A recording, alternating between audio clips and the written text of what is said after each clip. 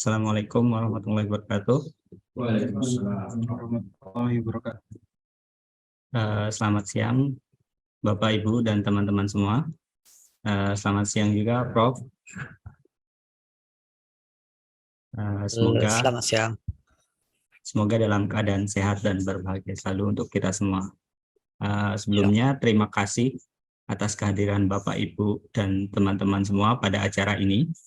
Pada siang hari ini, insya Allah, kita akan melaksanakan workshop atau webinar seri ketiga dari WCP 2022 dengan tema Electrical Drive System Simulation using MATLAB Simulink yang akan diisi oleh Prof. Nik Rumzi Nik Idris dari Universiti Teknologi Malaysia. Sebelum kita mulai acara ini, marilah kita buka acara ini dengan sama-sama membaca Bismillah. Bismillahirrahmanirrahim. Bismillah. Sebelumnya perkenalkan saya Hendril Satrian Purnama di sini sebagai moderator yang akan memandu acara pada siang hari ini.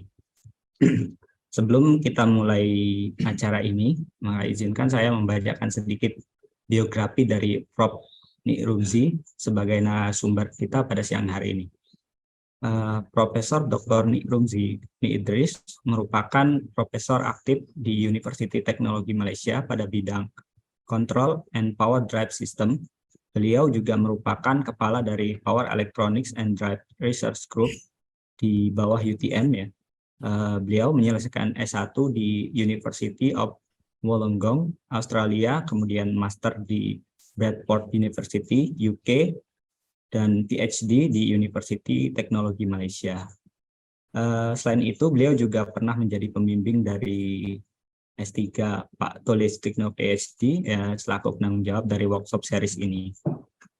Di Scopus sendiri, beliau memiliki lebih dari 170 artikel dengan 2.867 citasi dan H-index 25. Baiklah. Mungkin itu saja sekilas profil dari Prof. Nik yang bisa saya sampaikan. Untuk mempersingkat waktu, maka langsung saja kita ke acara inti, yaitu penyampaian materi yang akan disampaikan oleh beliau yang terhormat Prof. Nik Rumzi Nik Idris. Tak lupa mengingatkan nanti teman-teman untuk di akhir sesi kita akan ada sesi tanya jawab juga ya. Baiklah, mungkin pada Prof. Nik, waktu dan tempat saya persilahkan.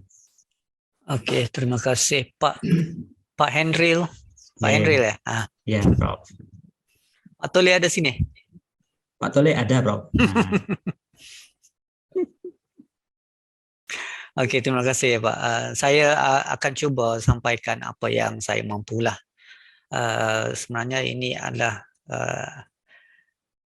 invitasi ataupun invitation daripada Pak Tole Sutikno untuk saya kongsikan apa yang saya tahu sedikit berkenaan dengan electrical drives dan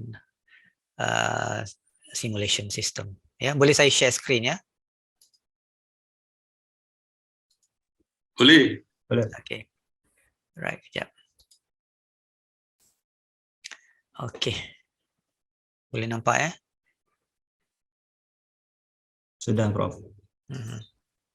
Sekejap, saya mana?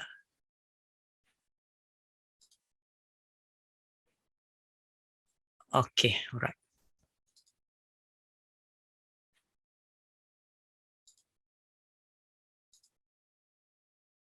Oke, boleh nampak ya dan boleh dengar ya?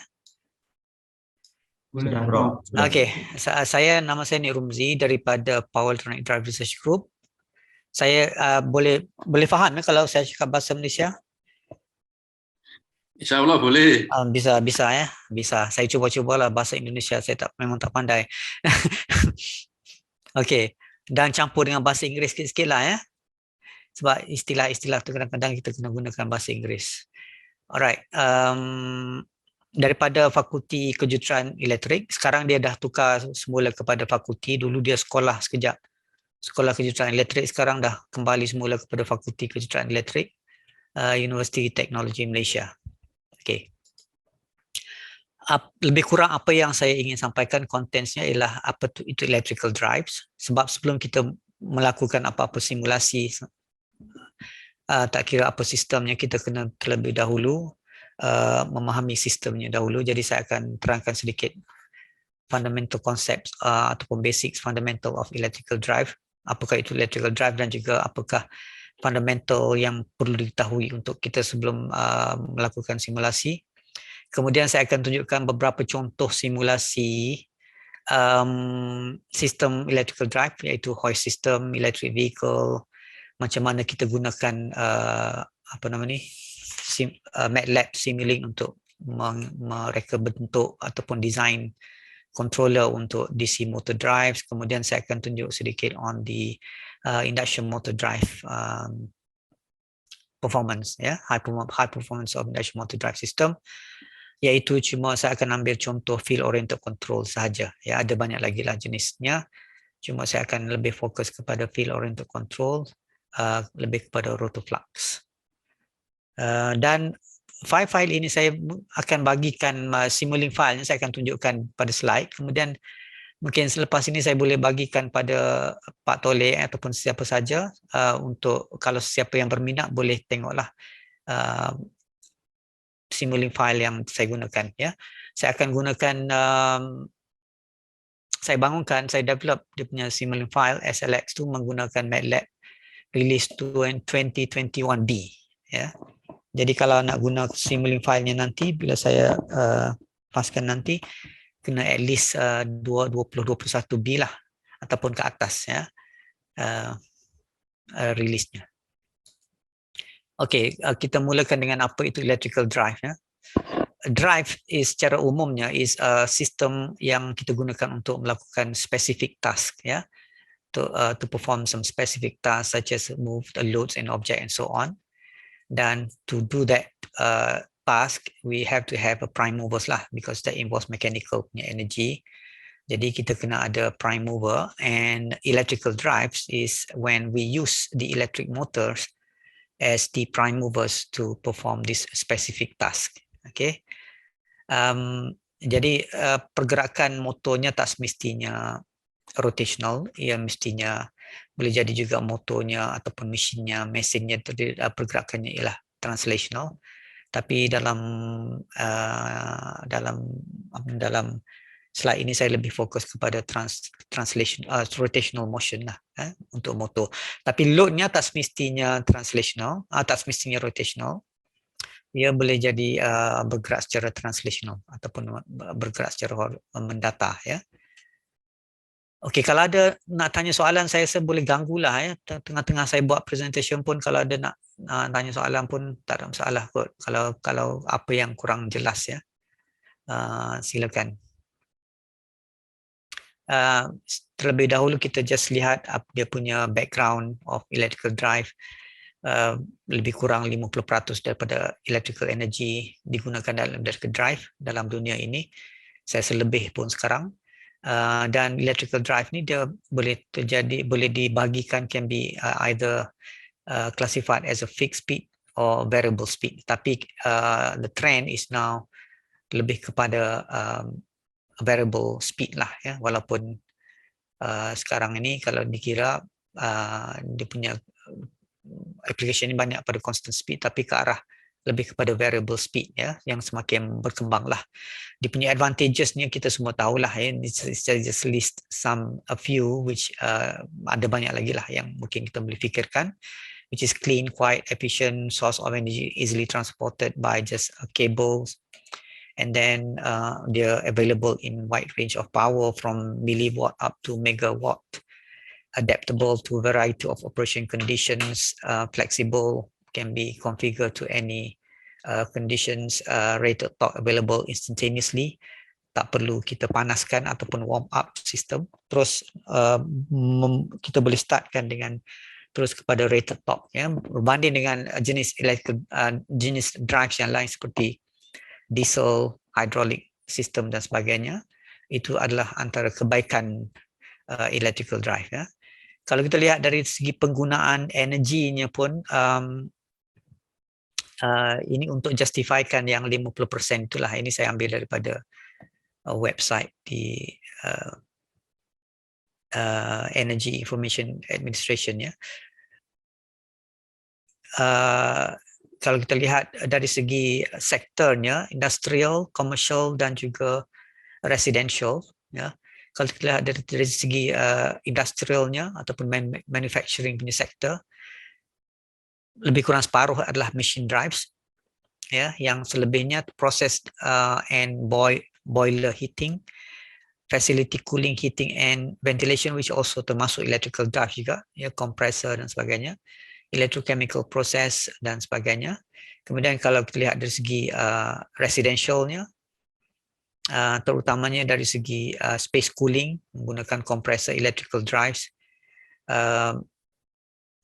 space heating tidak menggunakan electrical drive, refrigerators, ya, menggunakan compressor, electrical drive, ya.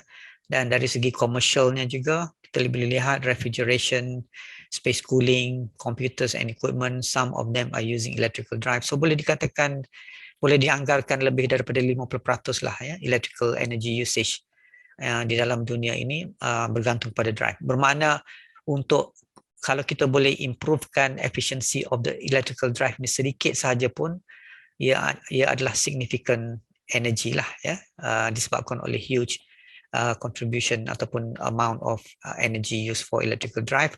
Walaupun efisiensinya bertambah sedikit, namun dia punya contribution to the energy saving is huge. Jadi typical electrical drive-nya yang kita akan lihat nanti ialah seperti yang saya tunjukkan di sini, dia ada power electronics, input power, motor, contoh yang setuju inilah 3-phase dan juga load, ya.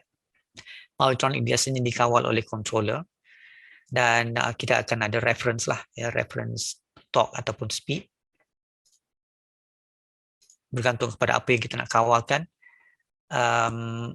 Kita kenakan kepada controller which will generate this power electronic converters. Ini yang saya tunjuk modern, ya, modern electrical drive yang menggunakan power electronics lah untuk kawalan.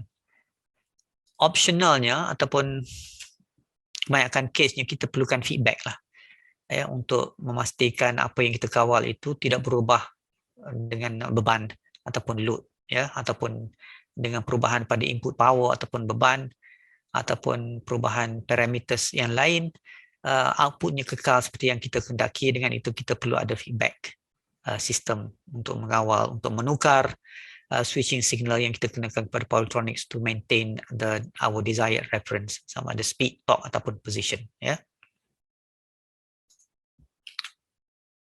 Jadi kita boleh lihatlah dia punya sistemnya electrical drive ni is interdisciplinary. It involves the various discipline, mechanical engineering disciplines, microcontroller, microprocessor, electronics dan sebagainya. Dan the power electronic base electrical drive itself is very small, efficient and flexible kalau kita compare dengan traditional punya electrical drive systems sebelum power electronics converters diperkenalkan, ya. Sedikit very briefly, quickly on elements of electrical drive kat sini.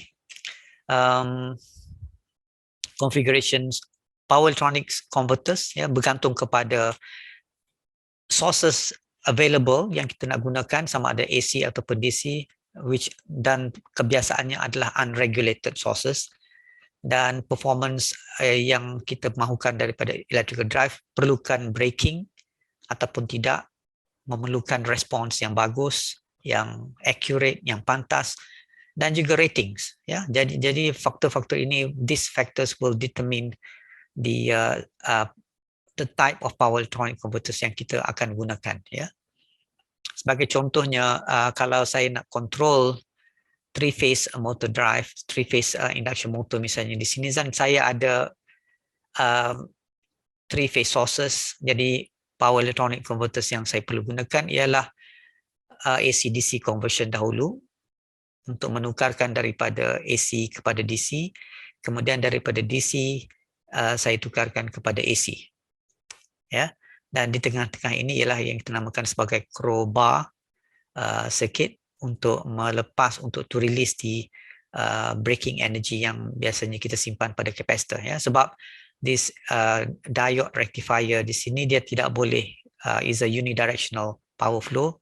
Powernya tak boleh masuk semula kepada supply. Apabila berlaku breaking di sini, ya, power tak boleh masuk, jadi kita terpaksa dump the excess kinetic energy semasa breaking, motor braking kepada capacitor, dan seterusnya this crowbar circuit has to release the excess energy if the voltage across the capacitor reaches certain limits. Kita akan tengok lagi contohnya selepas ini. Alright, kalau dari segi controllernya saya boleh bagikan kepada sama ada DC drive ataupun AC drive. Kalau DC drive biasanya very simple, kita boleh implement menggunakan analog circuit ataupun discrete digital circuit ataupun microprocessor controllers.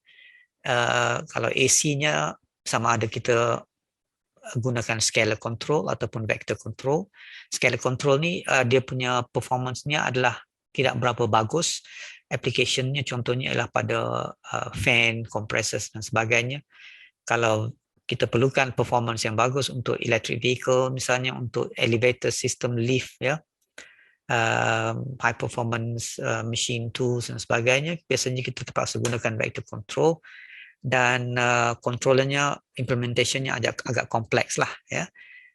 Namun kebaikan AC drive ni jika dibandingkan dengan DC drive is on the machine itself, ya. AC drive lebih murah, lebih robust dan sebagainya, whereas DC drive ni walaupun kontrolnya simple tetapi dari segi motornya agak expensive dan juga berat dan sebagainya, ya, ada limitations.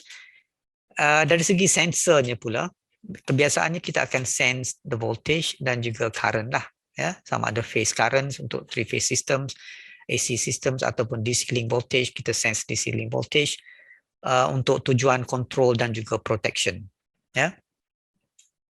Dan juga kita perlukan torque information, kita boleh gunakan torque sensor dan juga speed sensor untuk tujuan feedback, ya, untuk tujuan feedback untuk kita kawal torque ataupun speed. Tapi trendnya sekarang is we can see that the trend is not for us to use the mechanical torque sensor ataupun rotor speed as to obtain the torque and the speed informations, but rather to use the observers, which are basically software, ya, daripada voltage dan current itu kita boleh construct menggunakan observer untuk dapatkan estimated rotor speed dan juga torque, which what we call, kalau kita estimate rotor speed di sini dia panggil speed sensorless drive lah, di mana kita tak perlu install the speed sensor, mechanical speed sensor, kita just estimate the speed from the menggunakan observers, ataupun torque, kita tak perlu gunakan torque, we can always estimate the torque from the currents and the voltage that we sense, ya. Ini trend yang sekarang dipakai lah. Secara ringkasnya saya nak summarizekan dia punya timeline untuk drive system ni sebelum power electronics diperkenalkan, iaitu sebelum tahun 1958 the first SCR introduced. High performance applications terpaksa menggunakan DC drive, sebab pada masa itu kita tak ada sumber ataupun source untuk variable frequency dan juga variable voltage AC untuk mengawal AC motor, ya. Tapi setelah power electronics direka, seterusnya inverter direka cipta, then we can see that some of the after the inventions of the power electronic converters, kita boleh lihat sebahagian daripada applications yang memerlukan medium to low performance boleh menggunakan AC motor, tapi masih lagi high performance applications masih lagi dominated ataupun didominasikan oleh DC motor, ya. Not until 1970s, around that time, then what we call the FOC, field oriented control, yang akan saya bincangkan nanti, diperkenalkan, di mana performance of AC motor ini lebih menyamai dengan performance of DC motor. Sebelum ini kita tak boleh nak kawal AC motor sama seperti DC motor, tapi setelah FOC, field oriented control, kaedah kawalan diperkenalkan dalam tahun 1970-an, FOC mula diguna pakai dalam high performance application system, terutamanya bermula dalam tahun 1980-an, ya, di mana ia mula dikomersialiskan. Kemudian dalam tahun 1986 direct torque control, another high performance method, was introduced.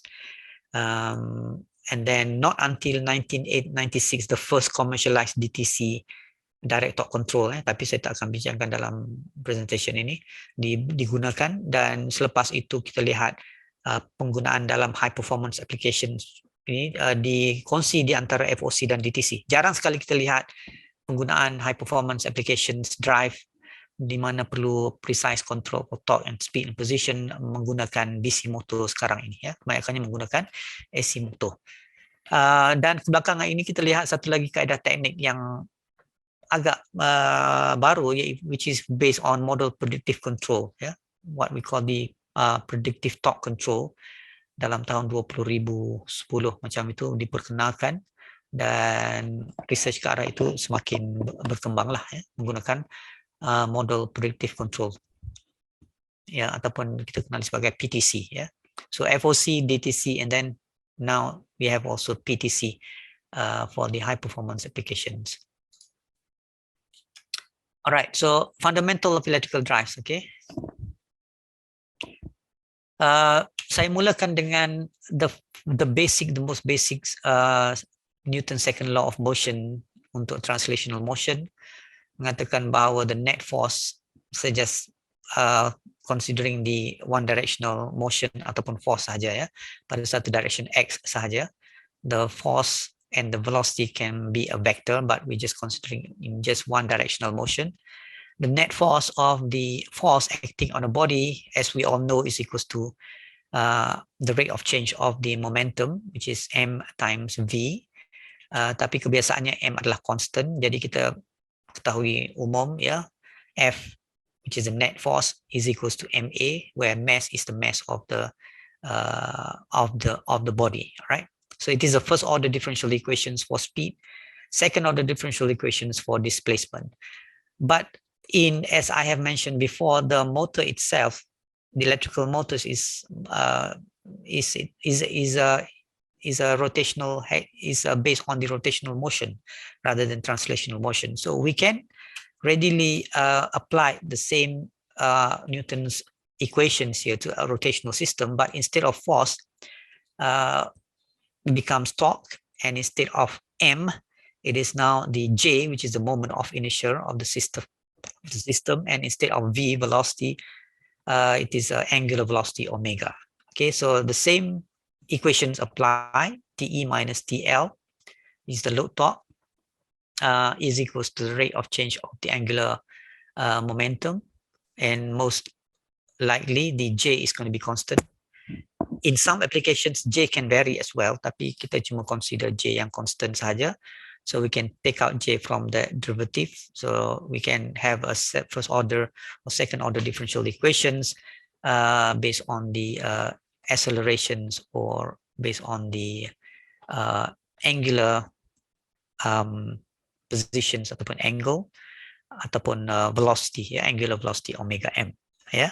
Jadi equation ini kita akan banyak gunakan ya. Jadi sistemnya ialah simple saja, kita ada motor, electrical torque, dan electrical torque dihasilkan oleh motor, dan load torque yang dihasilkan oleh load, dan motor dan juga load itu bergerak pada arah torque, electrical torque ya. So that system has a total initial moment of inertia of j, combining both and load. Then this system can be represented by this equation here. Okay, so we'll be using these equations later when we describe, when we want to design the controllers and so on. Jadi kalau saya multiply the equations with the speed, then I will end up with the power. Yeah, the torque times the speed, angular speed. We have a power, which is the driving power, the load power, and this is basically the change in the kinetic energy, right? So whenever there is a difference between the driving power and the load power, then there will be change in the kinetic energy. In other words, at a constant speed, there is no change in the kinetic energy, but when there is a change in speed, either the motor is accelerating, or the load is accelerating, or decelerating, then there will be change in the kinetic energy, right? And that change is basically equals to the difference of the energy of the driving power and the load power. Okay, which are if we look at the equations, bermaknanya a step change in the speed require an infinite driving power lah, yeah? Which is the reason why you cannot have a step change in the speed, which is similar. A rule applies, for example, in the capacitors RC circuit, for example, you cannot have a step change in the voltage across the capacitor. It has to be continuous. Yeah.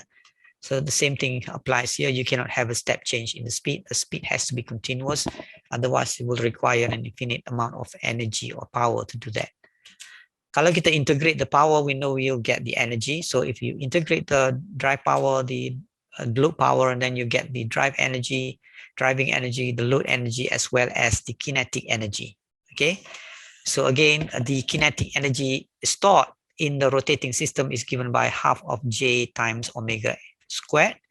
So any change in the speed will result in change in the kinetic energy stored, which means that kalau kita reduction in the speed, meaning that the kinetic energy will change, and therefore that kinetic energy has to be converted to other form, which means that it will be converted to electrical during the electrical braking, for example. Yeah, we'll talk about that more later. And then another fundamental thing that you should know is the quadrant of operations, which is normally biasa kita dengar lah dalam electrical drive, quadrant of operations. As far as the converter is concerned, the quadrant operation is defined by the voltage and the current. Ya, kalau dari segi motornya pula, quadrant of operation is defined by the angular speed and the torque. Okay, so electrical machines biasanya can operate in all quadrants. Maknanya the torque can be reversed and the speed can reverse as well. But not all power converters can do that. Yeah. Sebahagian power converters cannot operate in the second quadrant, or even third or the fourth quadrant, can only operate in the single quadrant. Some converters can only operate in the first and the second quadrant, so on. So in order for the drive system to be operable in all quadrants, then both the power converters and the electrical machines has to be able to operate in all quadrants. Yeah. Sebaik saya ambil contohnya ialah kalau kita lihat dari segi motor operations, ya. Kalau saya define the positive speed to be in the counterclockwise direction shown here, yeah, positive speed here, and then the positive torque is going to be in the same directions as the positive speed. So the second quadrant here, in which the torque is negative, is where the torque is opposing the speed. We have a braking mode here. Okay, kalau kita operate in the third quadrant, we have first, second, and third quadrant. Here we have the speed and the torque in the same directions, but in the opposite as compared to the first quadrant. Then meaning that the motor here is the machines is operating as a motor, but in the reverse directions. And then we have the reverse braking mode, where the torque generated by the motor is opposing the speed of the motor, which is in the reverse directions. Yeah, we call it quadrant forward motoring, forward braking, reverse motoring, and reverse braking. Yeah, so in order to shift from these quadrants, it has to be you cannot just simply jump from 1 to 3.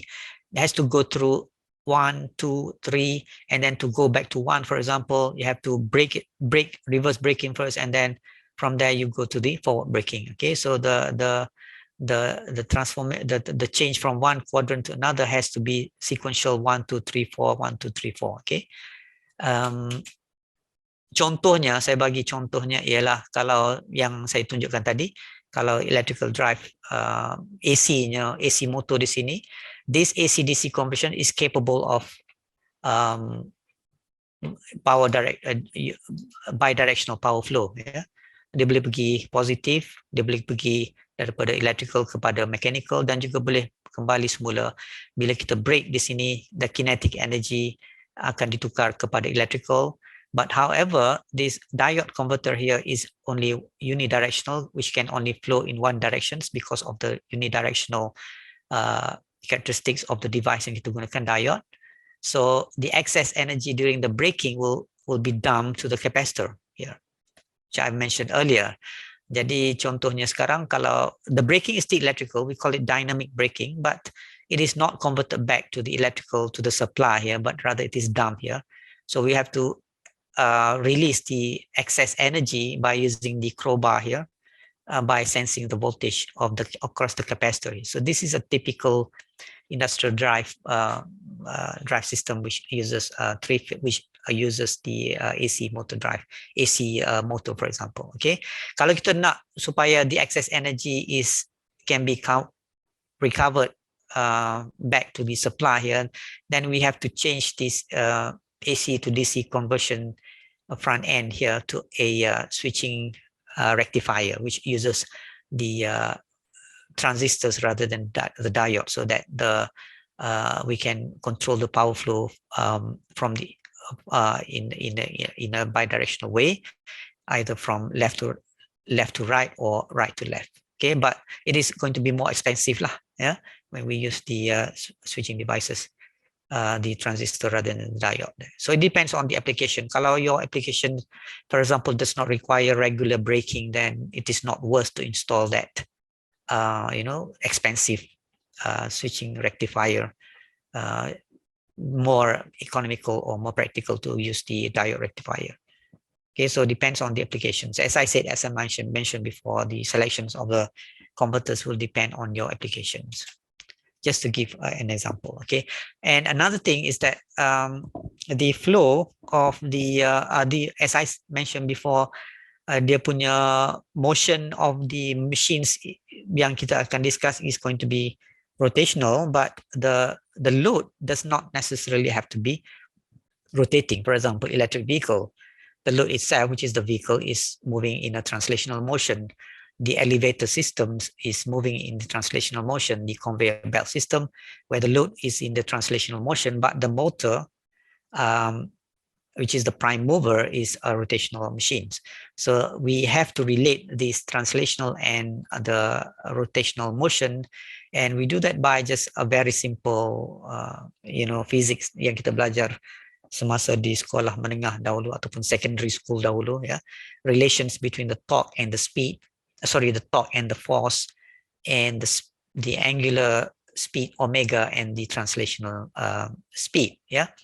If we use the Newton's first motion of equations of motions, where the net force acting on this body, Fe minus Fl, is equals to mdv dt, then if we use the relationship between the torque and the force, yeah, the torque here and the force here, which relates via the radius of this pulley here, okay, as well as on the load side here, Fl, yeah, force dengan torque, yeah, which is also related by that pulley, and the translation velocity V and the angular velocity is related also via that radius.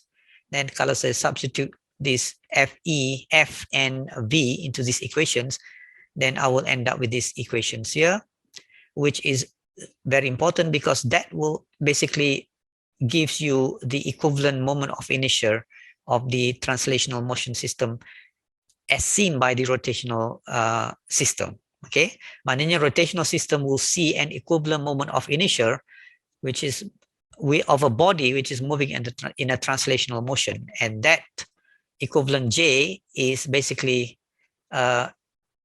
depends on the radius of the pulley yang kita gunakan di sini. Yeah. Another typical drive system will typically consist of gear systems. Okay, because we want to reduce. Typically, we want to reduce the speed of the motor. Yeah, sebab the size of the motor for the same power rating, the size of the motor will be much smaller, which means that more economical if the speed is large. Okay, compared to the same power ratings of a motor with a smaller, with a slower speed. Okay, so in order to have a more compact motor, then the motor has to be running at higher speed. But in most of the cases, we don't want the motion to be that high speed, so we have to use the gear system in order to reduce the speed of the motor. Ya, seperti yang saya tunjukkan di sini. We have a motor here which is coupled to the load, and then we use a gear system here to reduce the speed, which is coupled to a different load which is rotating at a slower speed, obviously. Yeah. Sebab the gear system here, the number of gear here is less than compared to the number of gear system here. Okay, or you can also relate that to the radius R1 to the radius R2 here.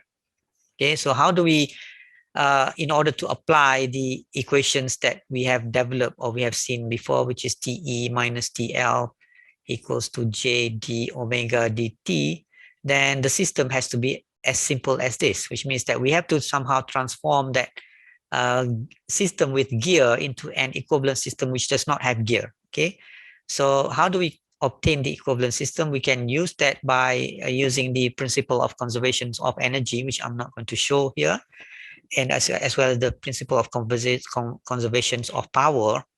And then we'll finally come out with the equivalent moment of inertia, which is given by that, where J1 is the moment of inertia on one side of the gear system, and J2 is the moment of inertia of the load on the other side of the gear system. A is the gear ratio N1 over N2, or we can also take the speed ratio N1 over omega 1 over omega 2 over omega 1, or we can also take the radius, yeah, on R1 over R2. Okay, the radius of the gear. Okay, which means that now our complex system, which consists of gear, can be represented by a simple system which has a motor which is coupled to the load, and then we can use these equations to describe or to perform the analysis on the system. All right. Sebelum kita look at on several examples, let's look at on the another fundamental concept that we need to understand, which is the torque speed characteristics. When we talk about the electrical drives, basically we are dealing with not only electrical system but also mechanical. Okay, and kalau dalam electrical engineering, when we characterize a device by looking at the voltage and the current relationship, but for mechanical systems, which in this case the drive system itself, which is the load and the motor, a mechanical system is characterized by its torque and speed. It's like a voltage and the current in the electrical system lah. Kalau kita nak lihat characteristics of a capacitor, we look at the characteristics of the voltage and the current of a diode. We look at the characteristics of the voltage and the current. Kalau untuk motor, various type of motor, we look at the relationship between the speed and the torque characteristics. Yeah. Kalau induction motor misalnya, it has a characteristic which is something like that, which I'm sure some of you have. Mereka kita sudah tahulah ya, characteristics of the motor, characteristics of a synchronous machines, constant speed. Okay. And then we have a separately excited or shunt DC machines, which is characterized by the green, and if it is a series DC machines, then we have a constant power characteristics. These machines can be changed, the characteristics can be changed by at will, bermaknanya kita boleh tukar the characteristic to any characteristic that we want by controlling the voltage and the current of the motor, okay, by using the power electronic converters. The load itself, because when we talk about electrical drive, then it is basically the interactions between the load and the motor, yeah, electrical motors. So we have to know as well the characteristics of the load, the torque speed characteristics of the load, which can be divided into two types. Load, which is a passive load, we call it passive load, which is basically caused by the frictional torque. Yeah, ada beberapa jenis friction yang ada pada electrical, any mechanical rotating systems, Coulomb, viscous frictions, and also friction due to the turbulent flow.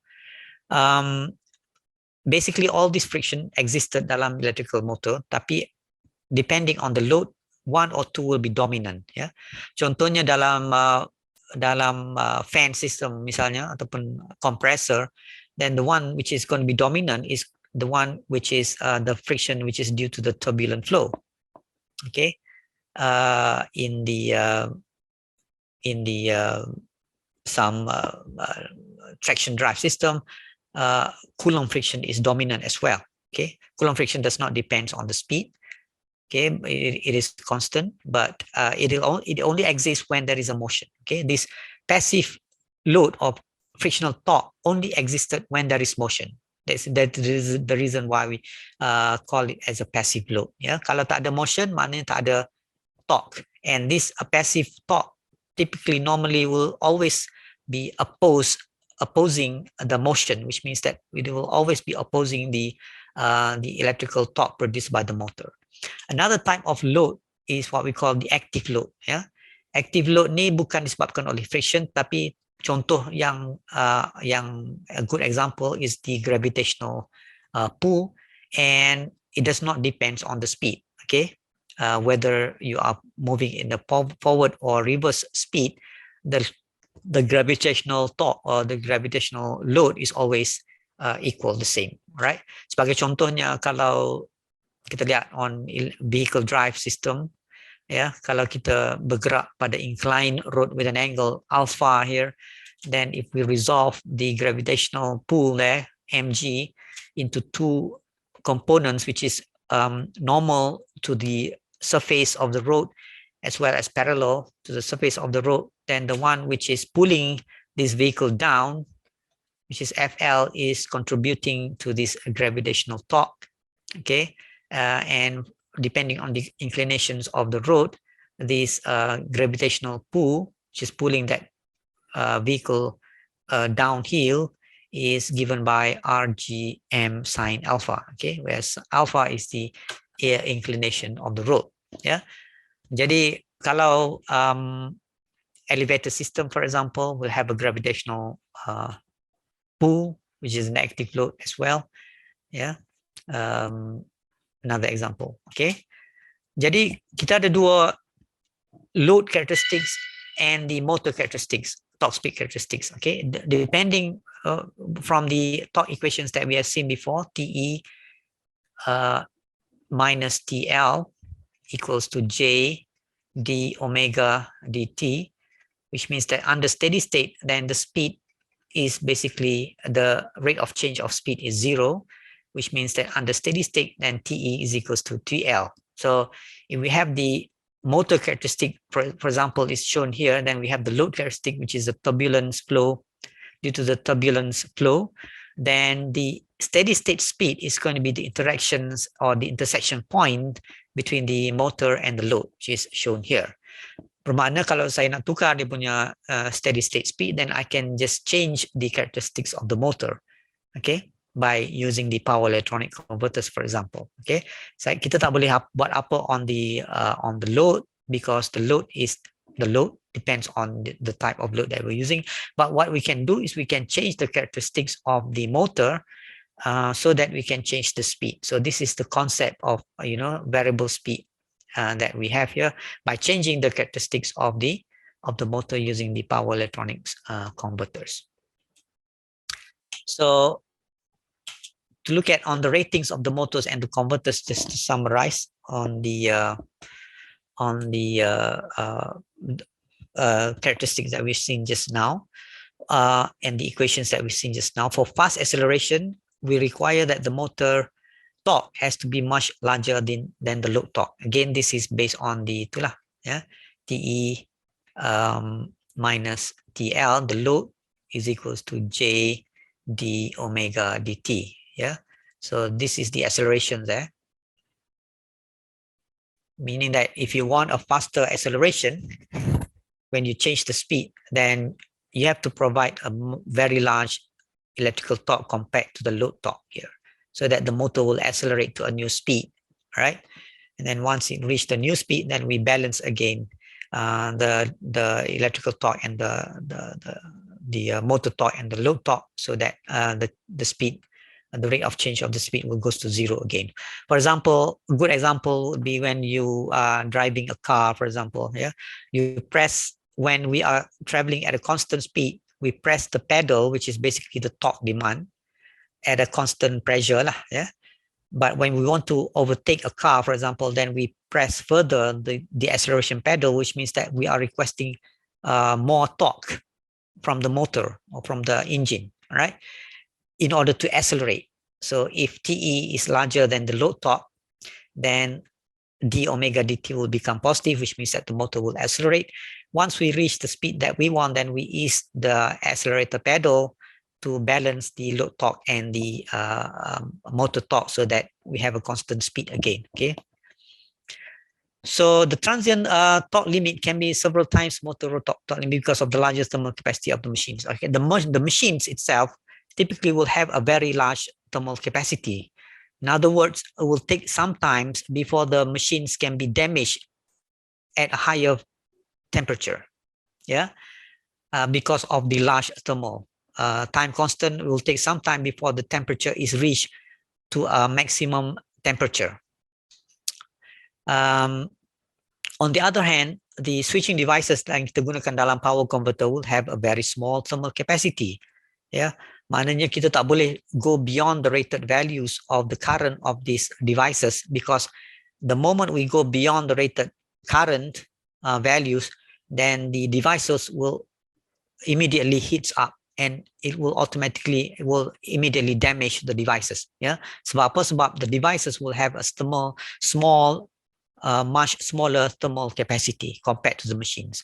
So it is allowable for us to go beyond the rated value of the machines, of the motor, several seconds before the maximum temperature is reached, but it is not allowed at all for us to go beyond the ratings of the devices, okay, because of the small capacity of the devices. So if you look at the which means that when we design the converter, we have to make sure that the converter can operate larger up to what we call the transient limits of the torque speed characteristics. Yeah, kalau kita lihat the torque speed characteristics envelope, where this is the area in which we are allowed to operate continuously. Yeah, this torque limit is basically limited by the current of the motor. Okay, if we want to operate the motor continuously, we cannot go beyond this torque limit. Okay, and then this is the limit of the power. Okay, of the power. If we go beyond the base speed here, then we have to reduce the torque capability. And then we have a limit of the speed. All right, so this is the continuous limit of the motor. Kalau saya nak accelerate, I can go beyond the torque limit for several seconds, right? Because it will take some time before the temperature of the motor to reach the maximum temperature. So we have another limit, what we call the transient limit, yeah, which can go beyond the rated values of the motor, but we cannot operate the motor in this region continuously, only momentarily. Okay, during acceleration, you can go beyond that rated values of the torque of the motor to get a faster acceleration. But you cannot operate this continuously. So this transient limit is basically the limit which is set by the capability of the device, because you cannot go beyond that, right? Jadi maknanya device kita biasanya kita set kat sini lah, capability of the device, the maximum current, okay, and the power and so on. We have to set that depending on the device, because if you go beyond that, then the device will damage. And in order to operate continuously, you have to operate within this continuous limit. All right. So that is basically the how we determine the ratings and the of the motors and the converters. Yeah.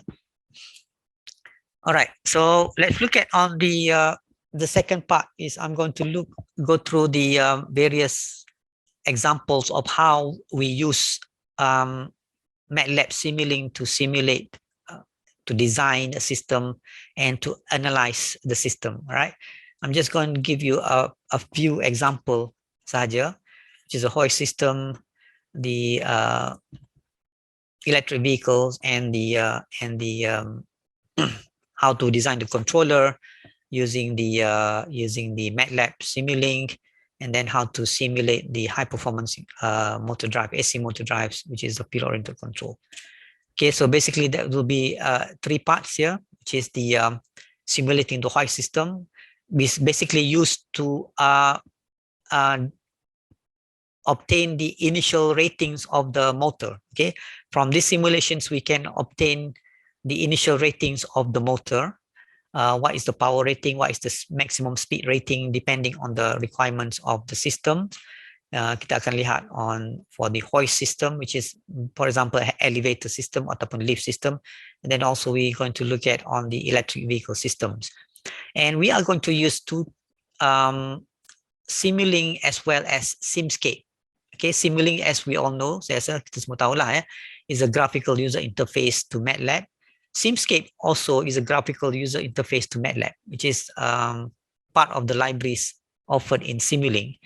But dia punya method of simulation is slightly different. We'll see that later on. Okay, after this, I will show you what is the difference between Simulink and Simscape. And then we're going to look at on how we can use MATLAB to design the controllers for DC drive, basically, right? I'm going to just give you one example of the cascaded control structure of the DC motor drive, how to control the torque and the speed of the DC motor drive. And then finally, we're going to look on how the MATLAB and Simulink can be used to simulate, design, as well to analyze the high performance induction motor drive, which is a very highly non-linear system. Yeah? This is basically a linear system. This is basically a non-linear system which involves mechanical and electrical domains. All right.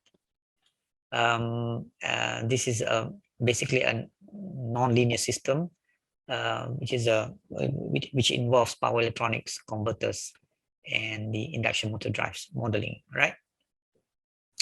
So as I mentioned earlier, saya akan mungkin kalau sesiapa berminat, saya akan bagilah pada Pak Tole ataupun siapa the corresponding Simulink MATLAB file yang saya akan gunakan dalam contoh yang akan saya tunjukkan di sini. Okay, so we start off with the hoist system. All right, this is example of a system. Hoist, we have a motor here which is used to lift object A, and we have a counterweight here. B is a counterweight. Dalam elevator system pun macam itulah lebih kurangnya. Cuma dalam sistem ini saya tak ada gear system lah, ya, which means that the motor is directly used to lift the speed of the motor is directly used to lift the carriage A and the counterweight B here. Okay, which is typically applicable dalam high speed elevator system. Ya, dalam high speed elevator system dia tak ada gear system. High speed meaning that the speed is very, very high. So the speed of the motor itself is not converted or is not reduced in order to provide that translational motion of the carriage A and B. Right. Jadi kita tahu kalau kita nak guna Simulink, first we look at the Simulink, how we simulate using Simulink. Simulink. What we need first, we need to develop the mathematical model of the system, and then from the mathematical model, then we use the Simulinks to represent that mathematical model. Okay, so mathematical model di sini kita dah lihat sebelum ni lah on the fundamentals of electrical drives. So the system here involves a translational motion, which is object A and B, and the motor is a rotational motion. Okay, so we have to find the equivalent moment of inertia in order for us to represent this system here with an equivalent system shown here, which is given by that equations. Then we have to find what is the equivalent moment of inertia and what is the equivalent moment of load. Okay, so how do we do that? Equivalent moment of inertia of the system of the equivalent system here is composed of what?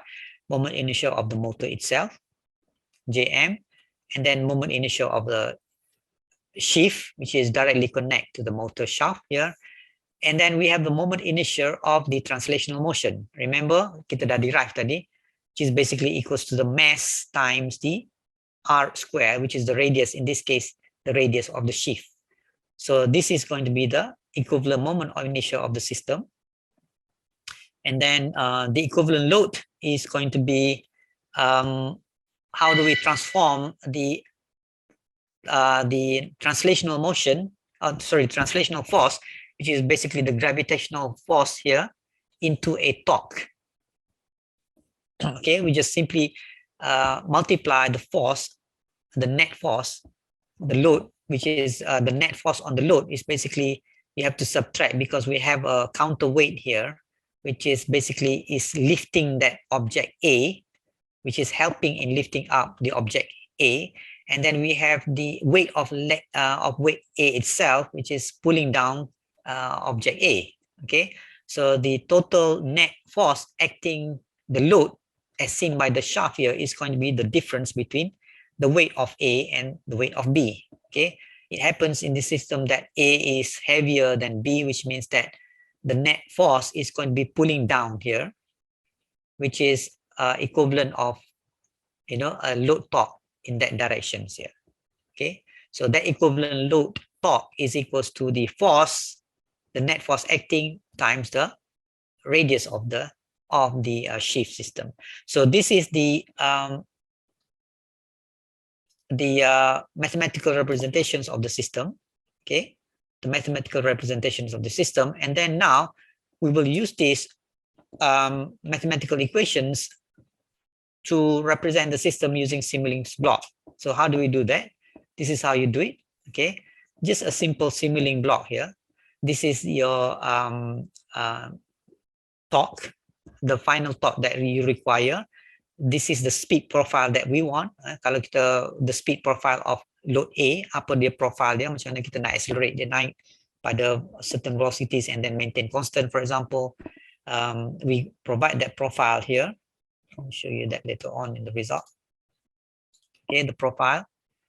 And then we have the load torque here.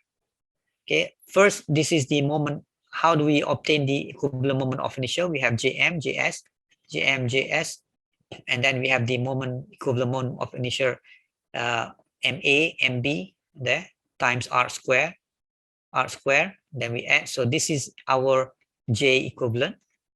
Okay, this is our speed, d omega m dt. So if you multiply that, then you will get J d omega dt here. And then this is our load torque, okay, which is M times the gravity, Ma minus Mb times the gravity times the radius in order to convert to torque. Okay, so this is the torque. So this is the equivalent load torque. You add that together, TL equivalent, then that is going to be equals to the electrical torque that we need. Okay, so in order to simulate using Simulink of this hoist system, for example, you have to develop the mathematical model first, right? An easier way of simulating, but not necessarily a good way, is to use Simscape. Let's look at on how to use Simscape. In Simscape, you don't need to develop the mathematical model first, which means that you don't have to have a background of how to develop the model, but rather you use the physical components which is available in the Simulink library, interconnect it, and then simulate the system, right? Which means that they are faster because we don't have to develop the mathematical model. We can just interconnect the physical systems from the library to create the systems that we want to simulate. Okay, bermaknanya kita tak ada physical insight of the system. We don't have the physical insight of the system. Okay? Kalau kita guna Simulink tadi, sebelum kita simulate, we already have a physical insight of what is going to happen, what is the torque requirement, and for a given speed profile, for example. But if you are using Simscape, then you have no idea because you have no equations to describe the system. All right, you just interconnect the system and then you simulate the system. Compared to Simulink method, obviously Simscape is faster. Simscape, by the way, is available in MATLAB, I think, after release 2016, if I'm not mistaken. Okay, before that, we don't have Simscape. After release 2016, then we have Simscape libraries. So it is faster, okay, because you just interconnect the system. And then there are multiple domains as well. In Simscape, you can have a mechanical domain, you can have a translational domain, you have a translational, you can have rotating domains, you have a electrical domains, you can have a hydraulic system domains, and so on. So, and you can interconnect these domains, which means that you can almost simulate any physical system that you have, as well as you do, as they have the libraries to represent that that physical components. Kalau kita tak ada pun library dalam physical components tak ada dalam library Simscape, we can develop our own physical components. Okay, so using Simscape is very, very powerful and very easier to simulate the system. Let me just show you the same system here to use Simscape.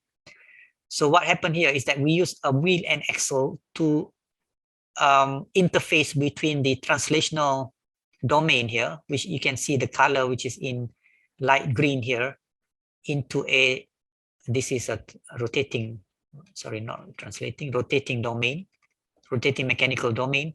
Then we have a translating mechanical domain here, which has a different color. Okay, so we use a wheel and axle device to convert between the two domain.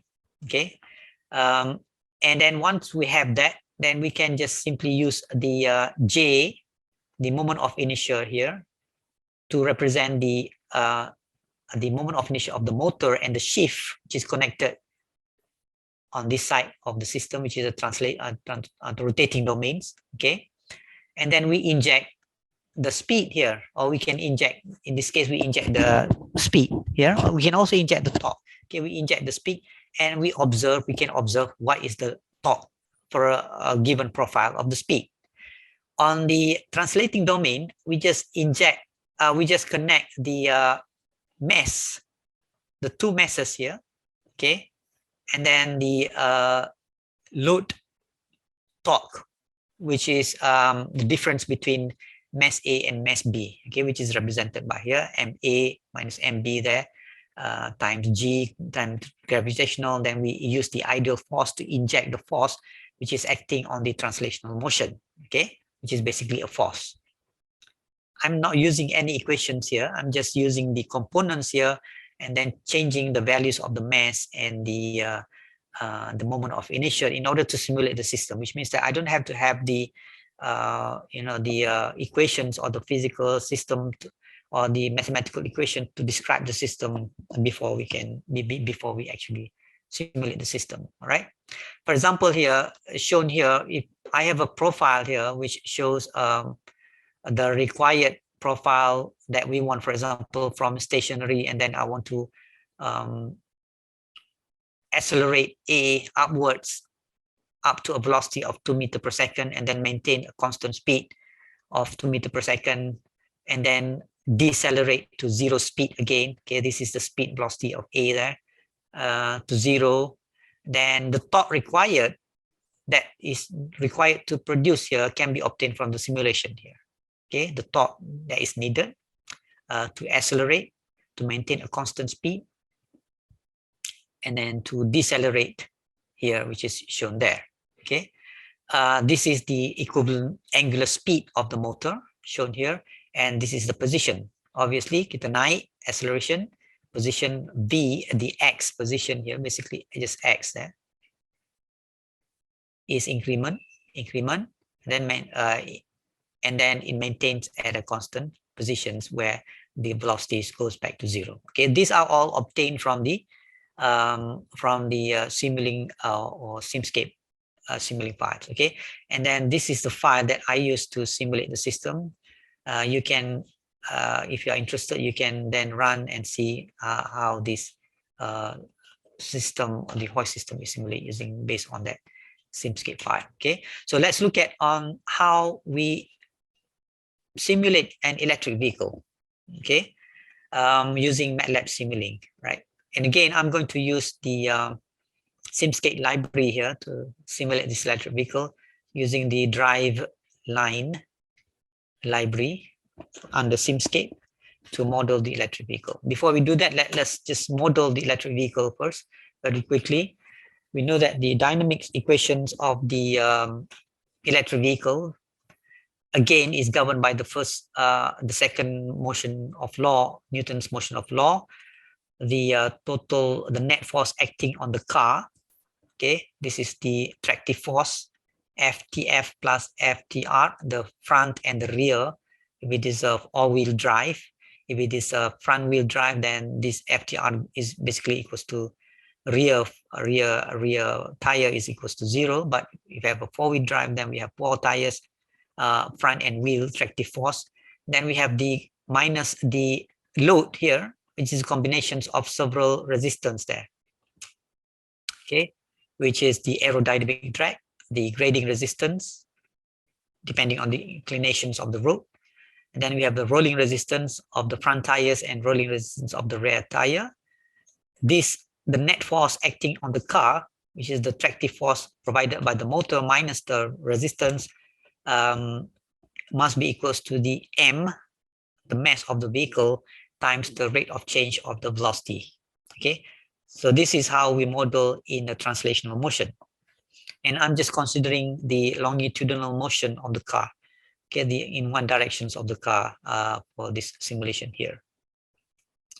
What is the aerodynamic drag?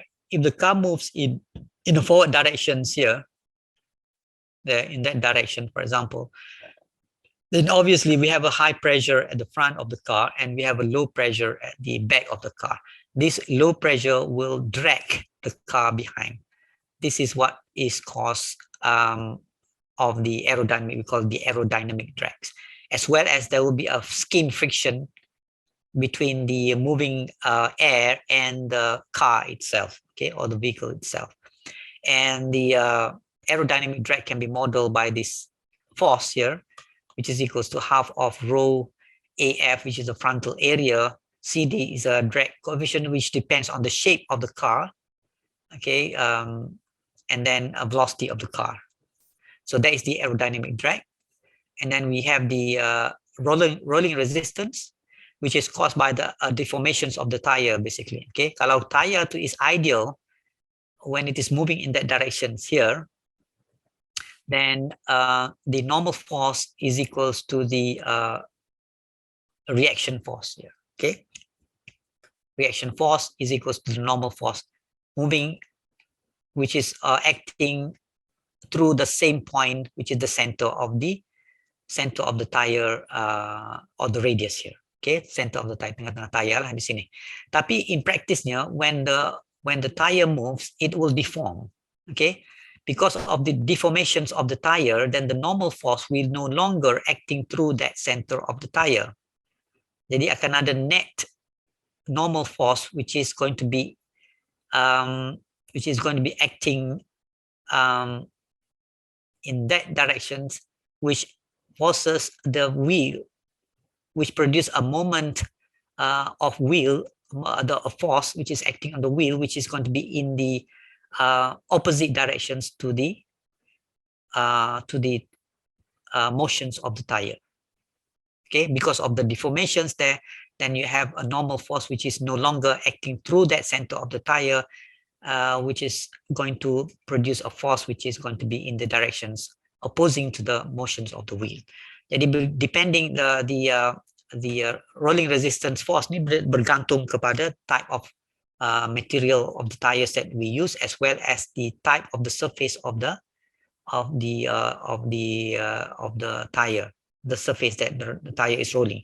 Contohnya kalau pasir tu, we can see that the deformations of the surface is significant dan rolling resistance is very large, which is the reason why kalau kita nak gerak atas pasir is very difficult, okay, because of the large rolling resistance which is caused by the deformations of the surface of the road.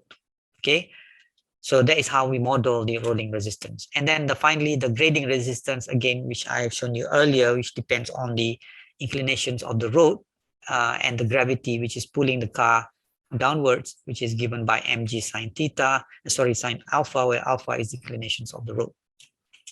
Combining that, then we have that the total the resistance force there, combining the aerodynamic drag, the grading, and as well as the rolling resistance there. Now, how do we model the electric vehicle? There are different architecture or configurations of the electric vehicles. Kalau kita do a conversion, for example, we know that the internal combustion engine vehicle has the internal combustion engine here, which is connected via the clutch to a gearbox system. And then from there, you have a differential gear, which is connected to your wheel, right? The same for the electric vehicle, almost the same system, except that we don't need the multiple gear here, gearbox here, and we don't need a clutch system here, okay? Because we don't have to change the gear. So the electric motor is directly coupled to a single gear system, and then again coupled to a differential gear. The differential here is required because when the car is turning left or right, then the speed of the left and right wheel is going to be different. that difference will be taken care by the differential gear here, right? So this is the model that we are going to develop, which is based on a simple architecture of the electric vehicle, a simple single motor, onboard motor, the single gear, and a differential gear. Okay, starting from the tractive effort, which is equals to the aerodynamic drag, rolling resistance, and the grading here. And then the drive shaft, the force here is transformed into the tractive force there is transformed into a drive shaft, which is the drive shaft which depends on the wheel, radius of the wheel here. Okay, assuming that the drive shaft, the gear has a ratio of 1:1 here, the differential, okay, which means that the torque developed by the tractive effort required here is just a multiplication of the tractive effort with the radius of the vehicle, right? And then on the motor shaft, which is on the other side of the gear, then we have to convert, in order to convert to the motor torque required, then that drive shaft is multiplied with the gear ratio and then divided with the efficiency of the gear system, right? Efficiency of the gear system, which is typically very close to 1. And the gear ratio there can also be represented by the difference in the drive shaft speed and the motor speed here. You know, but it is a single, it's a single gear system. Typically, for example, 1 to 10 or 1 to 6, and so on. Okay. So this is the motor resistance. This is not the tractive effort. This is the motor resistance, how we convert the resistive force to a drive shaft resistive torque, and then to a motor torque, which is the equivalent load here. Okay, the equivalent load as seen by the motor shaft. The tractive force, on the other hand, is also converted using the same principle. You convert from the tractive force into a load, into a torque as seen by the drive shaft, depending on the radius of the tire of the wheel, and then from the torque on the drive shaft to the torque of the motor shaft using the gear ratio and the efficiency of the gear here. Okay, and then from there, we can therefore write down or draw the equivalent moment, the equivalent system here. Okay, we have a motor shaft J, and then we have the motor torque, and then we have the motor, which is omega m, and then we have the equivalent resistance there. Okay, here, and then we have the equivalent moment of inertia, which is which is basically roughly equals to the mass of the vehicles times the radius of the wheel square. Okay, once we have that, simplified the electric vehicle into this equivalent system, then we can use this equation here to analyze or to simulate the systems.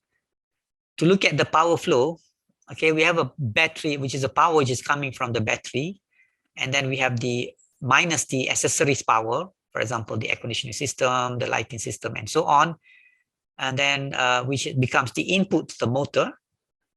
Okay, and then the efficiency of the motor will determine the output power of the motor and the controller. Okay, the efficiency of the motor and the controller, and then which will becomes the input to the gear system, and then the output to the gear system will be connected to the wheel. So this is the final power which is available at wheels of the vehicles. Okay, depending on the efficiency of the motor and the controller, and efficiency of the gear systems, and also minus the accessories power that we use for the vehicle. Okay, so this is the equations. Motor in is equals to the battery power minus the excess power, accessories power, and then output power of the motor equals to times the efficiency of the motor times the input power to the motor, and then the available power at the wheel is equals to the motor power, output power times the efficiency of the gear systems, right? So from there, the output power here, you can actually calculate the torque required or the current which is drawn from the battery. Okay, So for example, this is the battery model of the battery that we use. We have the internal voltage and the internal resistance of the battery, the terminal voltage of the battery, and then this is the control current source to model the power required by the accessories, the air conditioning system, the lighting system, just simply obtained by dividing the accessories power with the voltage of the battery. Okay, and then the power drawn for the propulsion system is obtained by dividing the motor power, which is obtained from here, okay, with the battery voltage and of course the efficiency of the motor itself. Okay, so this is the current drawn by the motor, which is modeled based on the efficiency of the system, of the controllers, of the converters, of the efficiency of the gear system, and also the battery voltage.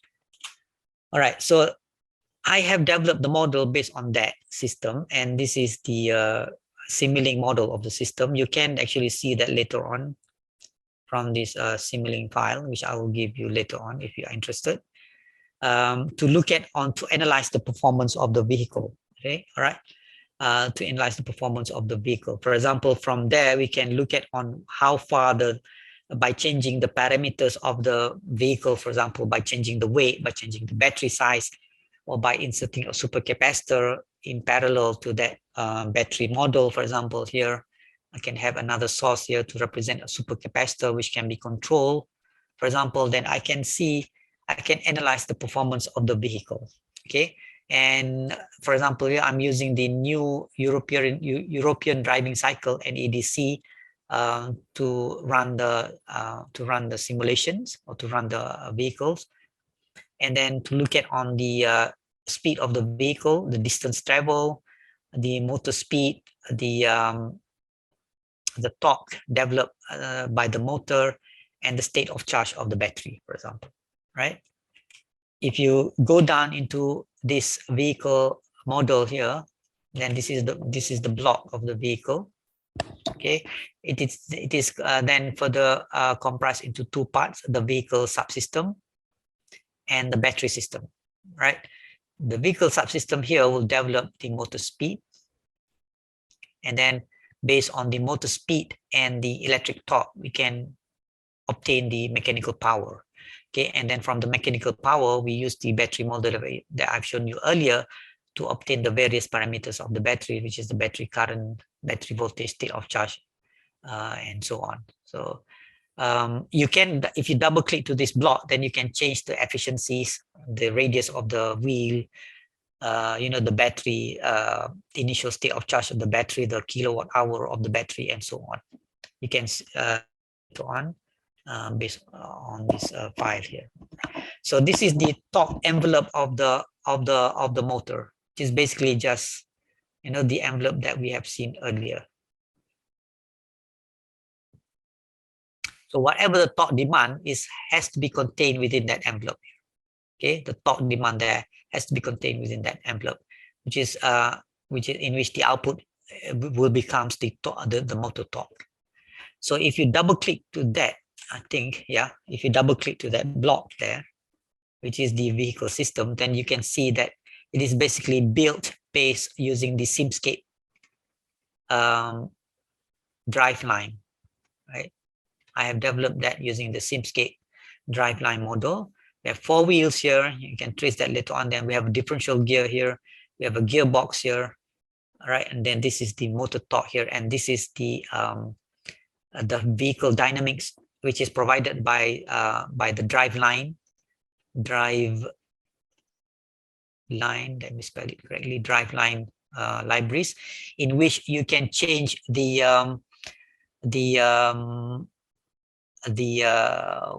weight of the vehicle, the center of gravity locations, which determines the maximum tractive effort that you can give, and so on and so forth.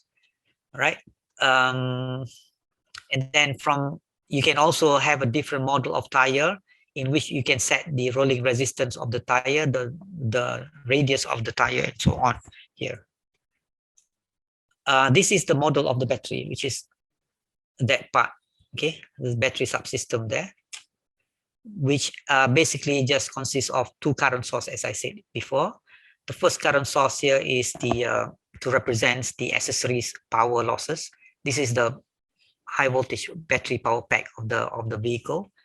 And then another current source is obtained by looking at the torque and the speed of the vehicle. Okay, so you divide the torque and the mechanical power depending on the efficiency of the system. Then we obtain the electrical power, and then from the electrical power we divide it with the battery voltage to get the current of the battery here. Okay, or the current which is used to propel the vehicle here. Okay, so we have the accessories current, and we have the current which is used to develop the torque to propel the vehicles. And from the battery model, then we can observe the state of charge, the current of the battery and the voltage of the battery. Okay, and then what I did here is I just simply stop the simulation once the battery state of charge, for example, goes down to 25% of the initial state of charge. This is example of the outputs of the simulations using the new European driving cycle.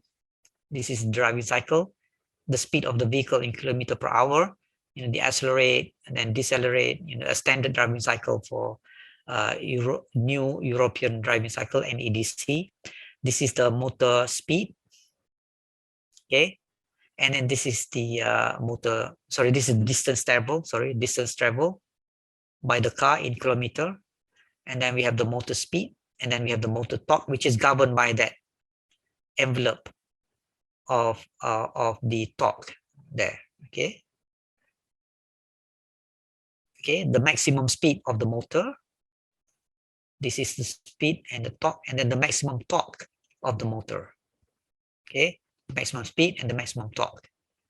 That relationship of the torque and the speed is just inversely proportional to 1 over omega. Okay, so this is the state of charge of the battery. So from there we can design we can have the initial design of the vehicle depending on the weight, the size of the battery. Then we can determine what sort of the kilowatt hour is required by the battery in order to achieve a certain travel range, and so on and so forth. And you have a different algorithm for the control for the supercapacitor, which is inserted in parallel to the battery. Then we can also use that in order to design, to have to study the initial to perform the initial study of the hybrid energy source system, including the supercapacitor, for example. All right, let's look at next on how the MATLAB is used to design the controller. Okay, and I'm going to be specific here to design the controller for the DC motor drives. All right, and the structure of the DC motor drive is the cascade structure, which has the outer speed loop here. You have to have a knowledge of a control system in order to be able to appreciate and understand on how to design the controller here with the help of MATLAB here. Okay, and then we have the inner torque loop here. This is the inner torque loop.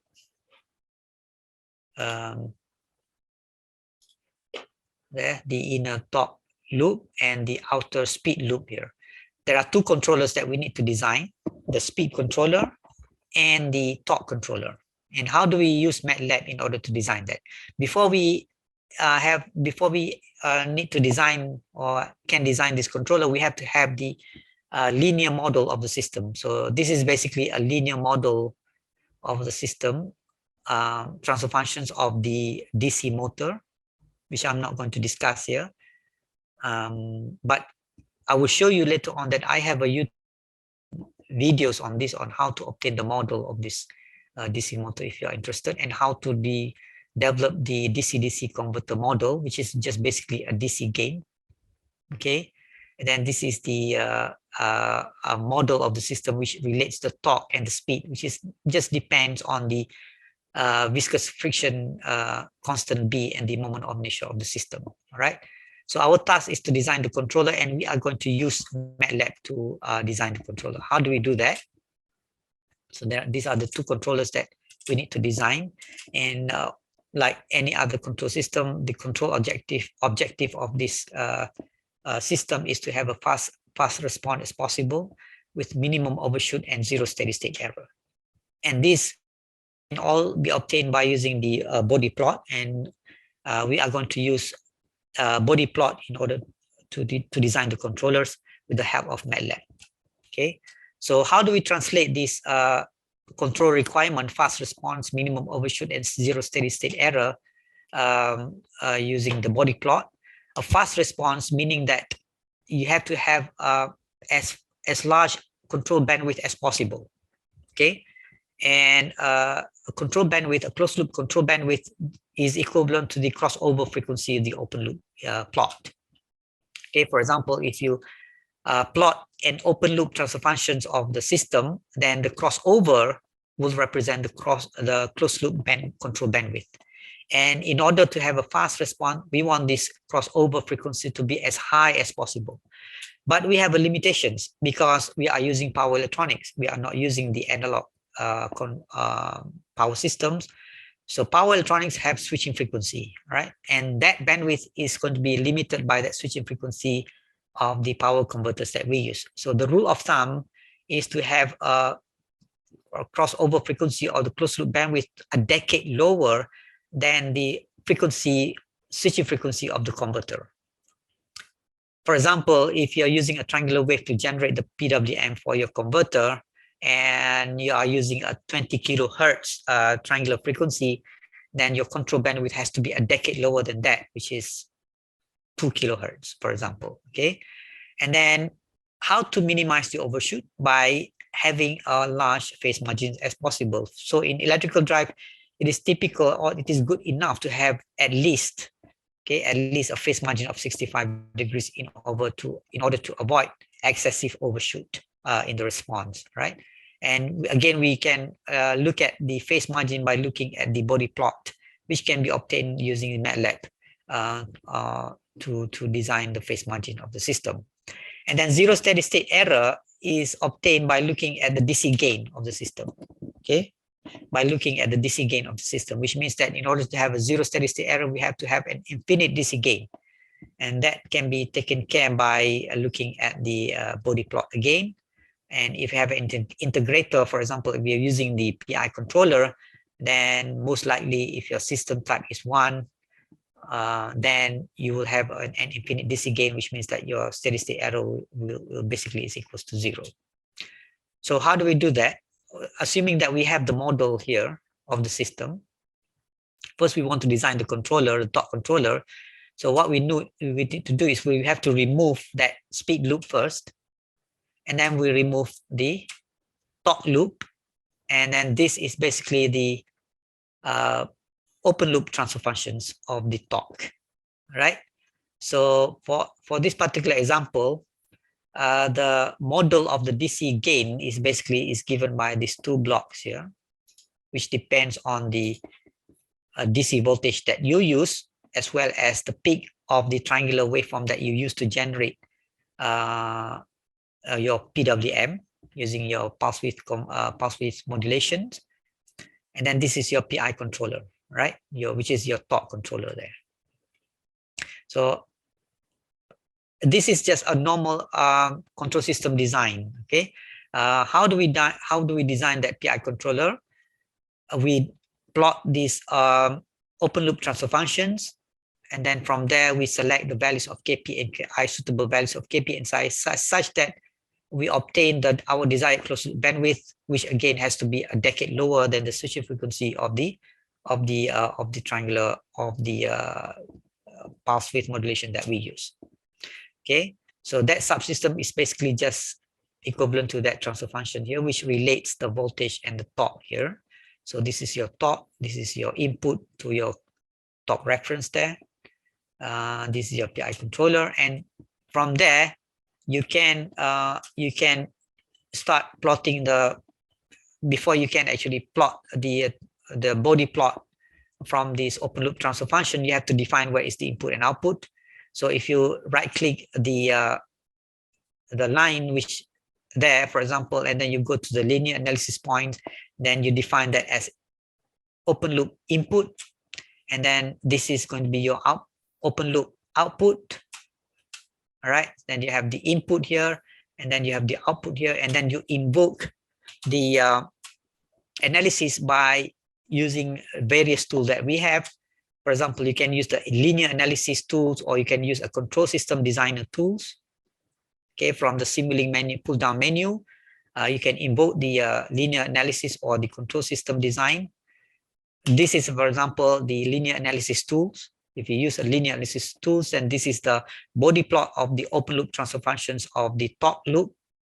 Yeah, the open loop transfer function of the torque without the PI controller. Okay, and this is for example, a windows that is shown if you're using a control system designer tools, which is also available from the MATLAB. So how do we select the KPKI? As I said, it is not a unique way of designing this KPKI, as long as you fulfill the requirements of the bandwidth, which is to obtain the largest bandwidth as possible, limited by the switching frequency of the converter.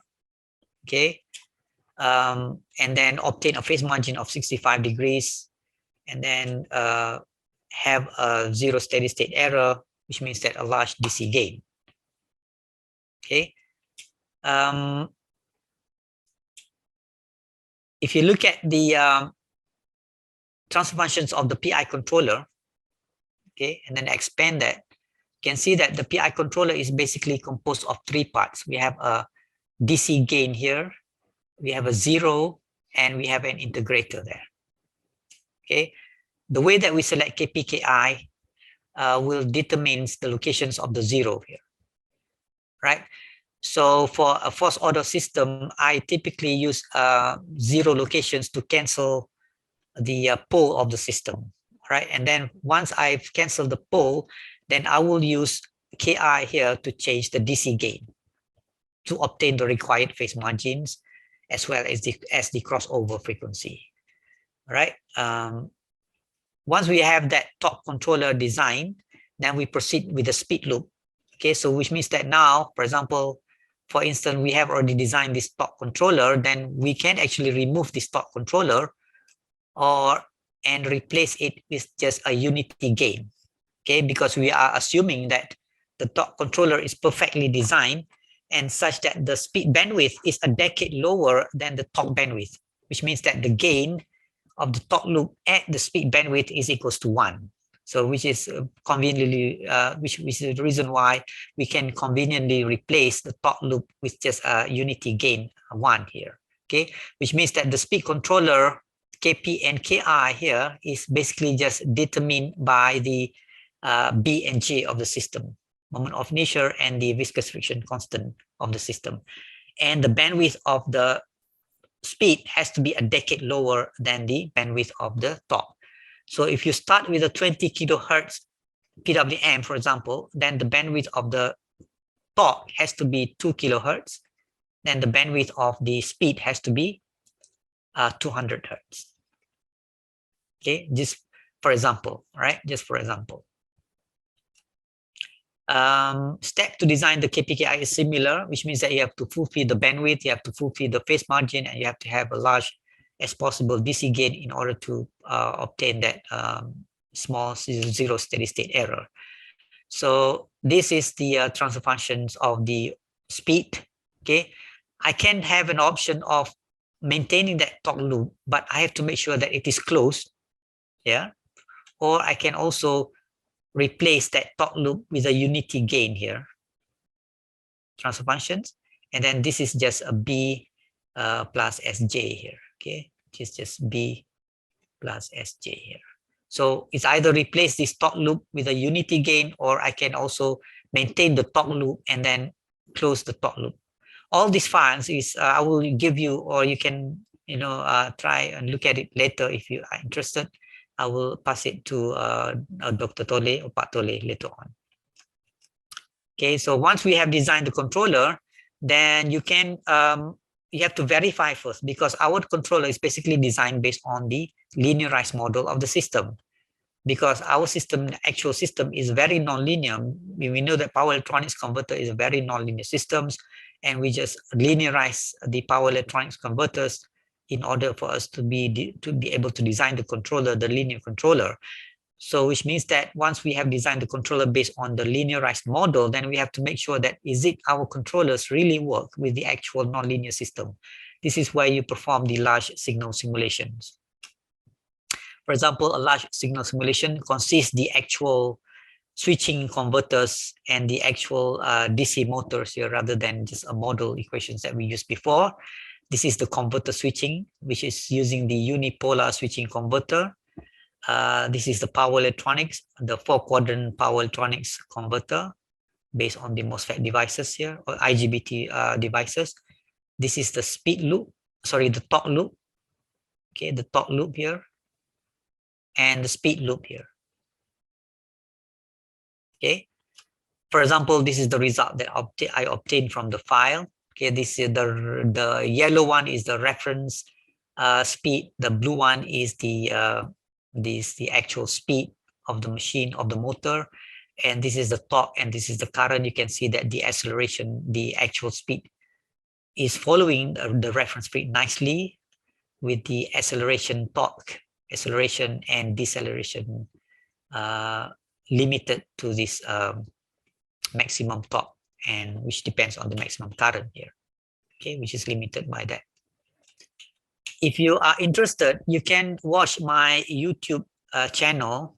Just type Nik Rumzi Nik Idris. Then I have discussed in details on how to use these control system design tools, how to model the DC motor, how to model the DC-DC converter, and then how to design the controller using the linear analysis as well as the control system designer in a 3-part YouTube video here. Okay. So let's look at the final part of the example, which is the induction motor drive, field-oriented control. Before we can actually look at on the how to develop the model of the FOC drive system, we need to know the modeling of the induction motor. Okay, so I will just give you the equations here.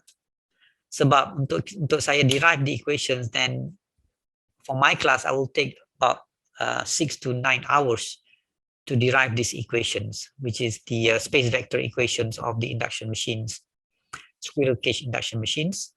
Okay, we have the stator voltage equations, the rotor voltage equations, and then the stator flux linkage equations and the rotor flux linkage equations in the general reference frame, which means that a reference frame which can rotate at any speed, okay, at omega g, frequency of omega, angular frequency of omega g, which is represented by that superscript g there. Okay, so Vs is the space vector, or the vector space phasor equations, space phasor of this stator voltage, current, and then the flux linkage space vector, which is represented by that.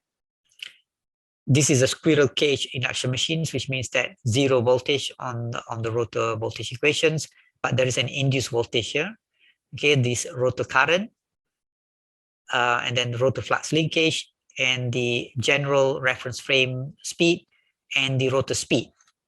Which means that kalau saya nak tukar these equations into a stationary frames, then I can just simply set the reference frame equals to 0, the general reference frame equals to 0, then this is going to be the equations which is described in the stationary reference frame fixed to the stator. Okay, again, this is stator voltage equations, the rotor voltage equations, and the stator flux linkage and the rotor flux linkage equations. The torque is given by these equations here, regardless of which reference frame you are writing the torque, the values is going to be the same, right? For example, if it is in the stationary reference frame, then this is given by these equations here. Lm is the mutual inductance, Im is the imaginary part of the product of the stator current vector times the conjugate of the rotor current vector expressed in the stationary reference frames, okay, which is quite complicated now, okay. If you don't have a background in induction motor modeling, then it is not going to be easy to understand this. But if you have some background on the space vector or the DQ modeling of the induction machines, then this should be no problem for you to understand, right? So if I expand that torque equations into its equivalent D and Q axis, because every vector here can be represented in its DQ axis, okay, or rectangular form, which is a DQ axis, right? So if I expand that torque expressions into a DQ axis, then express the rotor current in terms of the stator current using these two flux linkage equations, then I will end up with these equations here, which is a basic or the fundamental to the field-oriented control, okay? So let's focus on that torque equations. Kalau saya ada, for example, if I draw the vectors, these two vectors, the stator and the rotor flux in the stationary reference frame, then I can resolve this frame, these currents and the rotor flux into its D and Q component in the stationary reference frame, which is shown here, okay? DQ, Q of the stator, Q of the rotor flux, D of the rotor flux, and D of the current here. And in order to control the torque here, it is not going to be easy, because if I control the Q component of the stator current here, then at the same time, I will affect the Q component of the rotor flux, which is on the other side of the equations. All right. And if I control the D component of the stator current, which is the component that we can control, then I will also affect the D component of the rotor flux. Okay, if I control that, then I will affect that, which means that these two components is coupled to each other. Okay, controlling this will not have a direct, will not have a decoupled control like we have at the DC machines. You know that in DC machines, you can control the torque very quickly by controlling the armature current, because the flux and the current MMF is always, the armature current MMF is always quadrature. There is no magnetic coupling between the two. But for the DC machines, for the induction machines, the torque and the flux component is not 90 degrees, then there will always be a coupling between the flux and the torque components. So what field-oriented control method techniques do is to resolve or to remove that coupling between the torque and the flux component by expressing these quantities in the rotating reference frame, which is fixed to the rotor flux. Okay, so the new axis is fixed to the rotor flux here, which means that the Q component of the rotor flux is going to be equals to 0. And the magnitude of the rotor flux in this D component is going to be equals to the rotor flux itself. Okay, the magnitude of the rotor flux itself, which means that if I go back to these torque equations here and setting psi RQ equals to 0, then I can replace the torque equations with these equations here, which is, if you compare to the DC motor equations, is similar. Okay, because we only have the current, one current to control, which is the armature current, equivalent armature current in the DC motor. And then we'll typically fix the rotor flux, which is the field flux in the DC motor, constant. And by keeping that, by controlling that Q component of the stator current, we will not affect the rotor flux component here, because these are quadrature or 90 degrees or orthogonal to each other. Okay, which means that there is no magnetic coupling between the Q component of the stator current and the rotor flux itself, because of the 90 degrees quadrature or orthogonal between the two. And at the same time, because this, if this rotating frame is expressed in the speed which is rotating synchronously with the flux with the rotor flux, then all the values will be expressed as a DC quantities. Okay, will be expressed or will be obtained as a DC quantities, which further simplify our control. So in order to do that, then we have to know what is the locations of the rotor flux. Okay, what is the locations of the rotor flux? There are two ways to do that. One is to use what we call the indirect FOC by obtaining the locations of the rotor flux based on the reference value. And the other is to use a feedback, which is to calculate the rotor flux position based on the voltage, the current, and the speed of the motor. Okay, so if you are familiar, you probably heard of the indirect FOC and the direct FOC, which comes out from the way on how to obtain these positions of the rotor flux. Let's look at on the FOC, the indirect, very quickly.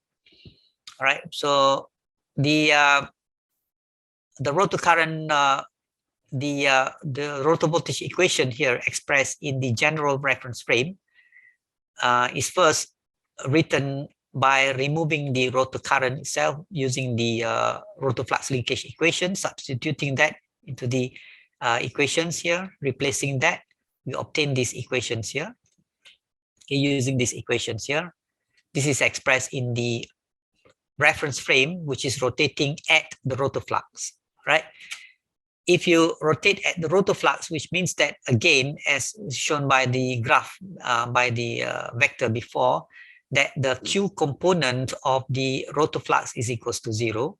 The Q component is equal to 0, and the magnitude of the rotor flux in the D component is equals to the magnitude of the rotor flux itself. Okay, jadi I can therefore replace that Q component of the rotor flux. The D component of the rotor flux with the magnitude of the rotor flux.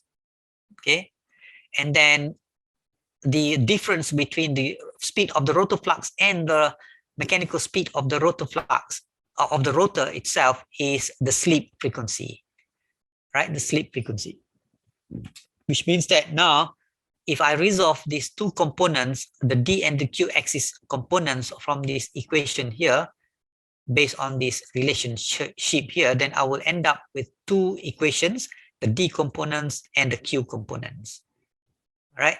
The D components will give you the reference to the Q component or the D component of the stator currents, whereas the Q component will give you the reference to the Q component of the stator currents in the rotating reference frame, as well as it also gives you the slip frequency.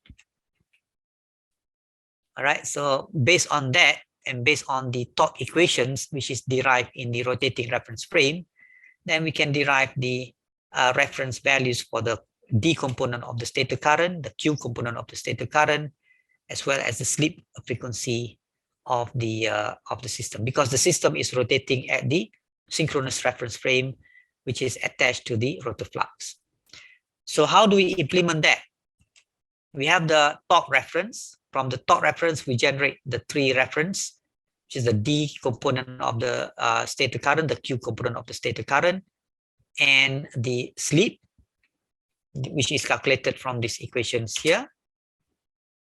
Okay. And then from there, we generate the reference current in the rotating reference frame. And then in order to implement that, then we have to convert these rotating frames into a stationary reference frame. And in order to do that, we have to know the positions of the rotor. So using the indirect FOC, that position of the rotor is obtained by adding the slip with a measured rotor speed. Okay, you have the slip plus the rotor speed, then you integrate that, and then you get the positions of the rotor flux, which is used to transform the rotating field stator current into a stationary current, and then from there you transform that into a three-phase axis component, and then you implement the current using the current control voltage source inverter, and this is how the indirect FOC is implemented, which means that you have two frame here, the rotating frame on the left hand side and the stationary frame on the right hand side of the block diagram. And how to implement this? I have also actually the name of the file, I can't remember that. I will give you this file as well for you to look at. So this is the power electronic converters that we use. We have a 3-phase power, which is we use the uncontrolled rectifier or diode rectifier to generate that DC voltage here. And then we use the 3-phase IGBT. That gating signal there to the IGBT there is generated inside that indirect FOC controller. This is the 3-phase induction machines. And then this is the feedback, the frictional feedback, okay, the load feedback, which is basically viscous frictions feedback. It depends on the viscous frictions of the system. So if you click that small arrow there, okay, then you will get into this block diagram here, which shows you the algorithms of the indirect FOC.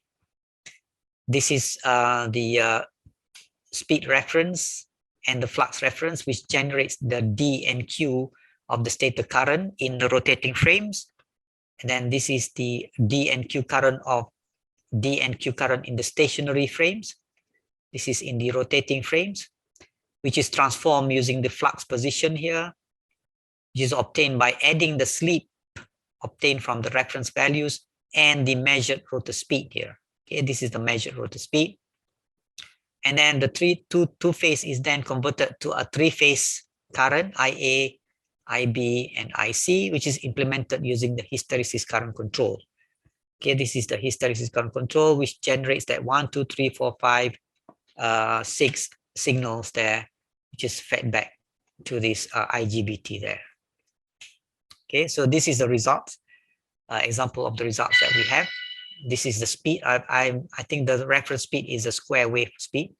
So this is the speed response. This is the acceleration torque, deceleration torque, acceleration torque, which is very sharp torque that we have here, which is impossible to obtain using the scalar control unless you use a field order control or any other vector control to get that sharp, nice torque response of the machines. If you zoom to that, then you can see that this is basically a switching, okay, of the torque. And then you have the switching of the, I'm zooming at around 0.63, 0.7, which is around that, I think around that area there. All right. And you can see that, you know, the sequence of the current changes here when the speed changes from positive to negative or from negative to positive here. And the sequence of the stator current also change from ABC to CAB, ABC to ACB, and vice versa. Okay, another method is to use the direct FOC, right? The direct FOC is where you obtain the flux position by calculating based on the feedback of the current and the speed, okay, from the rotor speed voltage equations here. Then you can write down the equations, again substituting the rotor current with the rotor flux linkage equations, and then resolving that into D and Q component. Then you have the D and Q component of the rotor voltage equations expressed using the flux linkage equations. And then from there, you can actually calculate the rotor flux D by integrating, perform a closed loop integral of that, as well as to obtain the Q component of that. And then from there, you can calculate the rotor flux positions based on the magnitude of the D and Q axis. You can also calculate the positions of the rotor, and you can also calculate the magnitude of the rotor flux, right? And the torque can also be calculated from there. So how do we implement that? You have the torque speed reference, and then you have the feedback, the current feedback and the speed feedback, in which you calculate the flux position, the torque. Here, the flux position, which is used to transform the rotating frames into a stationary frames. All right, this is the rotor flux position. And then from the 2 axes, we transform back to the 3 axis. And then from there, we implement the current ABC using the current controlled voltage source inverter. So how do we implement that? Simulate that again using the same power structure here. The power electronic converters remain the same. The difference is only on how to generate that control signal, which is using the direct FOC. If you click that, then you can see that this is basically the algorithm that we use to generate that switching signal here. This is the rotor flux calculator, position calculator, okay, which is used to transform that rotating frames into a stationary frames. And then we use a 2 to 3 phase transformations from DQ to ABC, which is then implemented using the hysteresis current control. This is one of the many ways that you can implement the FOC using the hysteresis. You can also implement using the pulse width modulation current control, or you can also use the predictive current control in order to implement that reference current here. Right? Rather than using the hysteresis or the PWM, you can also use the predictive current control to implement the reference current. So this is the result, which is almost similar to the indirect, except that you probably see a little slight overshoot there in the torque reference because of the feedback. We can improve that by improving on the feedback controller there, because as you can see here, there are 2 PIs that we have to include here. We have to design, which can also be implemented using the fuzzy controller, for example, or some people use the other method of, instead of using the PI controller, you can also use other nonlinear controller. All right. So I think that's all. Some examples which I can give you on how to use MATLAB Simulink into in the applications of the electrical drive systems. And as I said earlier, I will, if you're interested, then you can obtain these files later on and then look at on there. And then if you have any question on the implementation or on the simulation, then boleh sentiasa tanya saya anytime. All right. So I think I will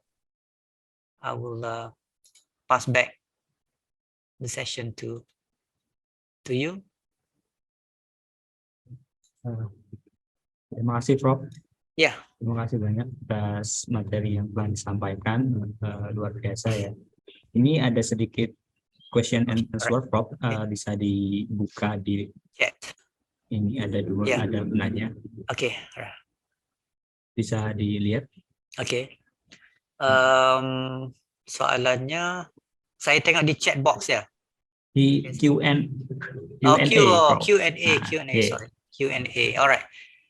I can see from your simulation result, the battery state of charge drops from 100 to 95% for approximately 15 kilometers of travel distance, if I'm not mistaken, which means the regenerative braking contributes quite well. The energy consumptions in actual commercial electric vehicle operation, do you think that the same energy consumption characteristic can be expected? Yes, you are right, because in my simulation, which is a simple simulation which I use to illustrate the system, the braking is completely 100% regenerative, which means that all the mechanical is basically transformed to the mechanical braking is transformed to the electrical. But of course, in actual, you cannot do that, because the battery will have a limited charging current. You cannot charge, the braking current cannot be used to charge the current, because there is a limited amount of current that can be used to charge the current, which means that the state of charge is going to be slightly lower than it is supposed to be, 95%. If you consider that the braking is a combination of the electric as well as the mechanical braking. But we are working on that. Actually, we are working on how to improve that by inserting a supercapacitor to the system, because the supercapacitor can absorb the rest of the electrical power, which is not absorbable, or which is not, which is not in which the battery cannot absorb the mechanical energy. The supercapacitor can take care of that. Okay, sebab supercapacitor ni dia. Sorry, Prof.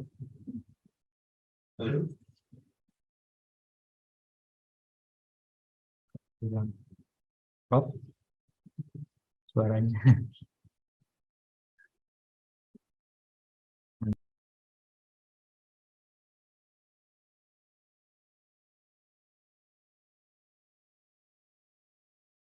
Ya.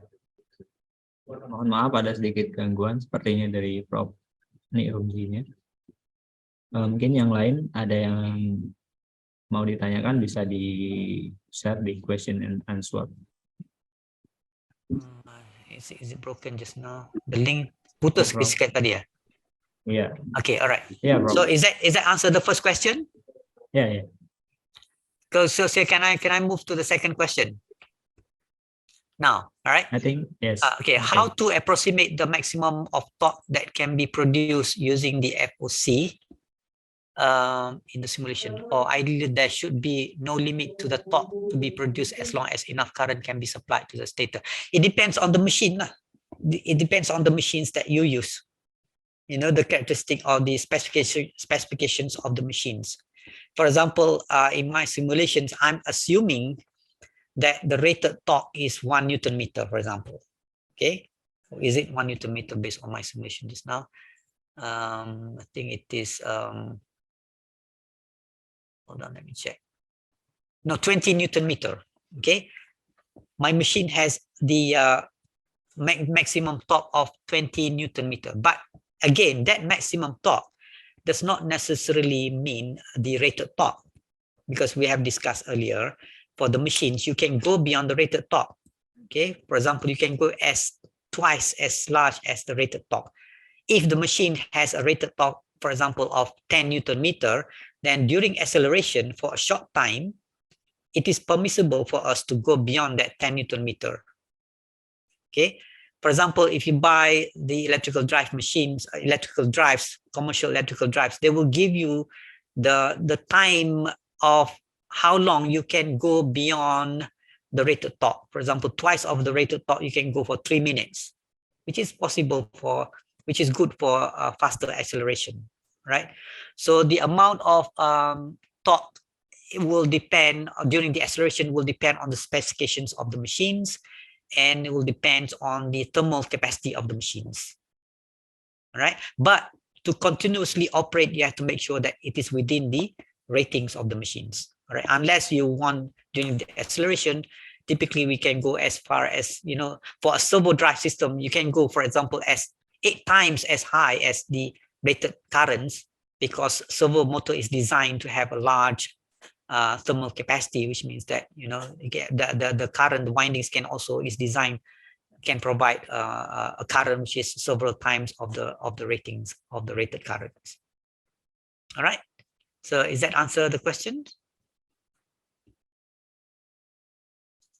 I think it's has been answered the question, Prof. Yeah. Maybe, all right. Alright. Bagaimana jika FOC digunakan pada generator induksi? Yeah, it is typically used in the wind generator, to use FOC in the wind generator, but it is not actually, I have not actually performed that in my lab. I just use that as for the machine, but it is also possible, using the same concept, we can use the FOC, which is operated as a generator, machine which is operated as a generator, which is typically applied for the wind turbine, which utilizes induction machines, for example. Yeah, it is possible. It is possible. Okay, any other question? Sebentar, Prof. Ya. Apakah dari teman-teman peserta, apakah ada pertanyaan lagi? Jika sudah tidak ada pertanyaan, saya tidak pastilah sama ada terlalu cepat ya saya punya presentation ni, sebab saya have to cover within, sebab contohnya yang induction machines tadilah, saya cover, saya kata dalam 9 jam, jadi saya terpaksa kompreskan ke dalam 30 minit, jadi you can imagine lah how compressed it is. Dan juga fundamentals of electrical drive tadi pun saya kompres lah ya. Biasanya saya sampaikan dalam 3 ataupun 4 jam, tapi saya kompreskan dalam 20 minit. So Jadi memang susah lah untuk paham. Iya, Kalau Prof. kalau orang yang tiada background lah, tapi kalau orang yang sudah ada background, saya rasa tak menjadi masalah. Oke. Baiklah, mungkin jika tidak ada pertanyaan lagi, kita cukupkan sampai di sini, nggih, Prof. Ya, oke. Oke, terima kasih banyak atas waktu dan ilmu yang telah dibagikan untuk teman-teman semua yang ada di Zoom ini. Sana saya minta maaf lah kalau susah nak dipaham ya. Kalau Iya, Prof. kalau susah nak dipaham. Tapi kalau nak bincang, kalau kita sama-sama bincang, kalau you ada project, kalau siapa-siapa yang ada project yang related kepada electrical drive, kalau nak suruh saya involve ataupun kita sama-sama bincang, bila-bila masa kita boleh collaborate ya. Benar, Prof. Untuk Pak Tole mungkin ada yang mau disampaikan. Ya, Pak Tole. Terima kasih banyak Prof Nik. Hai, Pak. saya tak tahu lah Pak. Bagus ke tak bagus. Terlalu Bagus cepat. sekali lah. Cuma emang cepat sangat lah. Cepat lah, itulah. Saya perasa memang cepat. Tapi tak apa lah untuk motivate kita. Nanti next time lah kita boleh discuss yang lagi ini. Kalau lagi detail, kalau saya boleh ambil satu topik untuk discuss, maknanya sepatutnya FOC itu saya discuss, ataupun DTC ataupun PTC Predictive Torque Control untuk satu session pun. Ya. Barulah sebenarnya mencukupi sebab itulah. Oke, sekali lagi terima kasih Prof Nik. Ya, sama-sama. Cukup, Dil. Oke, terima kasih semua. Ya, terima kasih atas waktu dan tempatnya. Untuk teman-teman semua juga, mungkin itu saja dari kami, dari semua host di sini. Mohon maaf jika ada kekurangan. Kita tutup sama-sama acara ini dengan membaca hamdalah. Alhamdulillah. Alhamdulillah.